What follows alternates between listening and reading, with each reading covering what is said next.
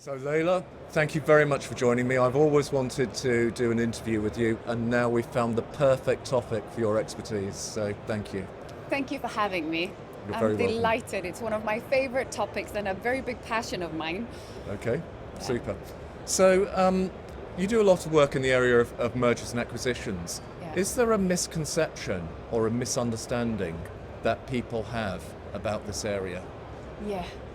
Often, when you're a business owner, you are personally involved and you have emotions. So, evaluating your own company often are overestimated.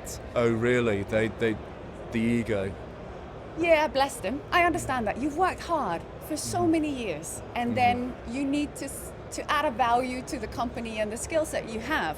Now, it's easy if you have an IP and you understand recurring revenue, you have the bottom line, but the key about merger and acquisitions and value is where is the strategic value that is not just financial?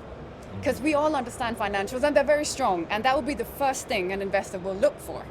But I would also want to add the strategic value to it.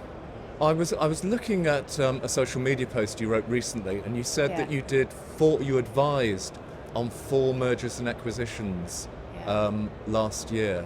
Yeah. What can we learn? What advice would you give based on what you learned from those transactions? So it's 4 very different deals. Some in Europe and some in the US. So one of the biggest interesting aspects about it is that acquiring across borders, across regions, is understanding the culture. The rules and the regulation, just even the tax regulations, are so different, so you have to understand that. But also, when you look at merger and acquisitions, Yeah. is it a good fit? Sometimes business owners think that investors are going to go in and dismantle the company, but that's not the point. The point is to grow and become bigger and then have an exit again, or create more value in the company. Something scalable if you have a good IP, or often it's bolt-on acquisitions that they do, or it would be geographically expanding. But the key for this is also that an investor is there to help you. An investor is there to grow. So one of my biggest advices to CEOs that want to sell is, are you ready? When you put your signature in the bottom of that page, you're going to sign away the company that you've built for so long. So you got to understand, what's your succession plan? Do you have a bench of a leadership that can take on when you're not going to be there? You might have an earn-out of 2 years, you might have an earn-out of 3 years, but it's important that you leave a legacy, because I'm not buying the company because of you. The company shouldn't be just existing because of you. The company has to exist because there is a value or there is an IP in it. And I can scale it. If your business model is good, then everything's going to flow perfectly. So there's a lot of aspect in it. It's like a chess game as well in this consolidation of the market. That's what I find interesting, the conversations you have outside of this, the normal business, where you ask, what's the next move? If I want to exit my company, I got to understand what my competitors are doing. What move are they making? Because I have to plan 3 moves ahead of them. If you don't have a solid financials in place, it's going to delay the due diligence.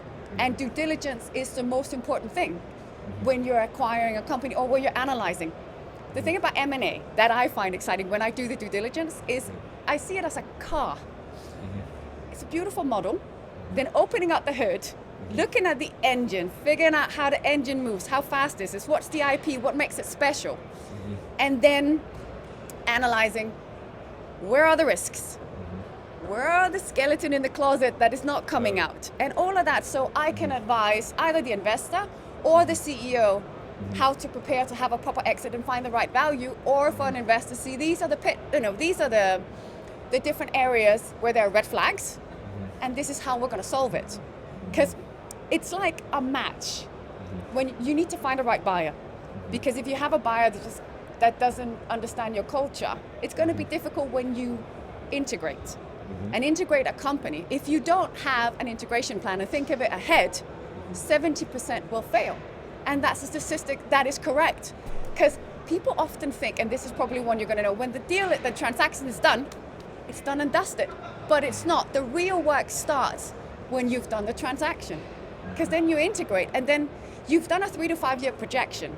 for the company and say, this is the pipeline we have, this is how we're going to grow, I'm so proud of it, then with deals done, you've got to deliver. So you cannot deliver because you have an earnout that's based on the criteria of what you need to deliver, because that's the value of the company. That's what I'm paying you for, right?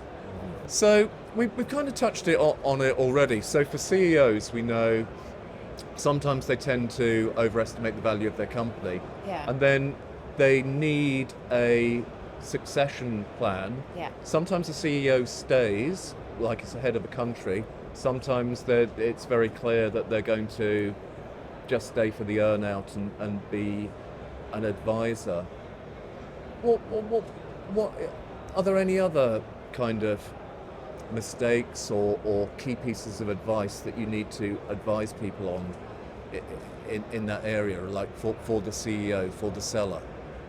So one of the things that's also very important is when you acquire a company and you as a CEO, you need to retain your employees, because you didn't build the company alone. No. And often it can, a transaction could just end up in financials and strategic value, IP, and let's conquer the world together, let's build something no one else has. But you have to retain the employees because they are the expertise and the skill set. You can't just go out and replace them because they've built it with you. And that is one of the biggest and important things you have. And sometimes it fails when you don't communicate well enough in the process of having the acquisition done. And this is where the integration plan comes in as well. You have to, transparency is very good. Sometimes it can take that fear of change. You can take that in the start of it so it doesn't escalate. One of the questions I ask CEOs that are thinking about an exit is, who can run the business when you're not there? And which one is the non-negotiable of your teams that we can't live without? And how am I going to secure that they're here after the deal? What is it going to take for me to keep them? And how long are they going to stay? And one of the questions when you do a due diligence is also, of the C-level and the second tier, which one are staying, which one are we dependent on, and which one is not necessary to stay? Because if I don't have that conversation in the start, I'm planning already for 3 double-digit growth. But if it's dependent on them, I need them to stay. And if they have a specific relationship with the CEO, then I've got to manage that early on. That's really interesting, because I assumed that due diligence was about strategic factors such as how fast is the market growing, what is the company's market share, and I thought it was like an accounting exercise. No, it's nowhere near that. You have due diligence is a wide due diligence. You have due diligence financially, which of course are the numbers, and it's the tax, it's the cash value, it's everything that's important. That is the fundamentals of the business. And what is 9 out of 10 has to be in order. The second thing is the commercial part. Which clients do you have? What contracts do you have? How long are the contracts? How secure are they? If there's a change in change in management, are they going to leave? And of course, in some contracts, it states. So one of the large government contracts, if there's a change in management, we can cut the contract short. Oh. So you have to make sure that there's a long contract. And also, when are they going to be renewed? I need to make sure that the whole pipeline and the projects of the next 3 to 5 years is solid. Otherwise, it's a rocky ground that you walk on. Then you do operational due diligence, where you go in and look at the operations and the running of the business in itself. You have to do that. And then the final one is actually the HR part. What's the culture? What's the team like? Is there anything specific we have to take into consideration to make sure that it blossoms at it? Because it's all about the people. It has to come down to that. And often when we're in this fast-paced world and exciting times, as a due diligence, as a M&A and due diligence is, then we forget about the people, and they are the most important one. Because culture beats strategy any day.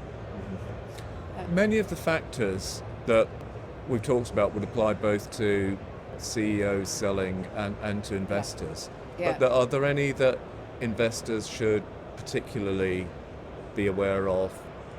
Any advice that applies just to investors looking at acquisitions, you think, particularly to them? Yeah. Understanding the culture. Really? But also understanding the market. Often investors comes and asks me for advice because I understand the market and I understand the players. And I understand what is a good fit and what is not a good fit. Because often if it's not a good fit, none of the parties are going to win. So you have to see it a bit of a matchmaking. It has to be a good fit, and we have to help each other grow. If it's two magnets, that's not going to work, and it's opposite, then it's going to be a fail for both sides. And everyone wants the same outcome. When do you find that cultures don't fit? Is there a... If you're misaligned. Right. Every misalignment in the communication you have. Yeah. So when you sell a company, you explain these are the values that we have. This is the potential and growth that we have. This is how we want to. This is our strategy. Let's just say that. And then if a company that acquires your investor doesn't understand the market and doesn't understand how you do that, and they want to separate the company or they want to twist it around because IT is, let's take a pure SaaS company, we just want that. But then if there's other values that is bound to this in the offering, then it's difficult to take them aside. Even though it looks good on paper, it doesn't match because you have to have software and a screen that goes together perhaps, something like that. So if they don't understand the market and what works in the market, then it's going to be a misalignment. Sure. But investors sometimes just acquire a company in a whole new market to understand it and to learn. And then they give you about 6 months to explain about the market. But then they have to get it after 6 months because you can't stall the work. You need to keep growing all the time. And that's the same with due diligence. So when you want to sell, due diligence, you need to start preparing for due diligence now. If you want to sell in 2 to 3 years, you have to start preparing for due diligence and for in all the different levels that we talked about, because there's a lot of documentation. It's not just financial, it's also evaluation of the rest of the company. And you've got to be ready for it. Because if you aren't, it's going to take up a lot of time. A due diligence can be from 2 months to 6 months, sometimes 9 months, depending on how big the company is. But you do it simultaneously, parallel to your CEO job and your C-level executive jobs. And that's already a full-time job, non-stop. So you do this at the same time, and it requires a lot because you have to answer all the time. You've got to be quick and fast. So if you prepare now, if you know you're already going to exit, just prepare a couple of years before. And the better your preparation on exit, the faster the transaction is, and the faster the deal is. I wonder whether we're going, based on who's doing the preparing now, whether we're going to see a continued flow of M&A. Do you see this line of work continuing to have some traction for some time? Because there's been a big wave of mergers and acquisitions. So do you see people preparing now for an exit in 2 or 3 years' time? Yes. I think people are starting to understand this is the time of consolidation. Yeah. Companies merge together. Companies acquire left, right, and center to be able to compete with the big guns in the market. And you have to figure out, where do I fit? It's all about timing and trust when you do an M&A. Timing is everything.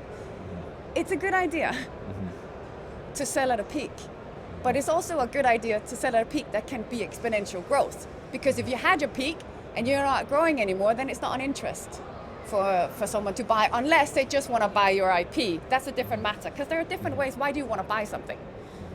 And it can be IP, it can be geographically you want to buy something, it can be, I just want to buy you as a competitor. And then you're done, I want to buy your contacts. I want to buy your customers, and I want to buy the long contracts that you have, because then I'm going to be a mastodon in the market.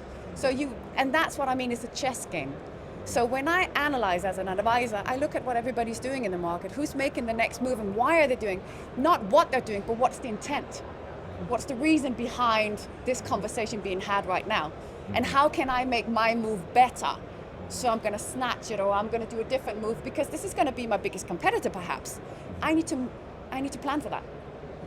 Super. Yeah. Well, there's a lot of consolidation underway. Yeah. I'm sure we can all learn a lot from your experience as an advisor in this area. So thank you for joining us. Thank you, Guy. Thank you. Cheers. I appreciate it.